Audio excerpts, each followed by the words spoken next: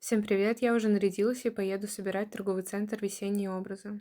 Так залипательно на это смотреть, если бы у меня было это в 5 лет, я бы была суперменом. Тут я офигеваю, как отросли у меня волосы со спины. Сегодня я захотела ярко выглядеть. Факт обо мне, я с самого детства любила кататься в метро. А вы уже перешли из зимних курток на весенние, я да. Сегодня наша жертва — это лайм. Я уже подобрала образы и предвкушаю это все надевать. Сегодня будут у нас яркие сочетания. Последний год у нас тренд на прозрачность, так что успеваем. Во втором образе я решила сделать акцент на повязку и завязать ее на бедрах. Этот образ подходит на теплый май.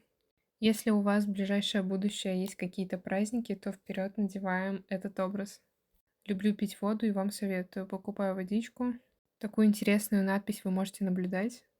И последний образ на сегодня. Я его могу описать как солнечный день без облаков. Всем, кто кушает, приятного аппетита. Какой вам образ понравился, пишите в комментариях.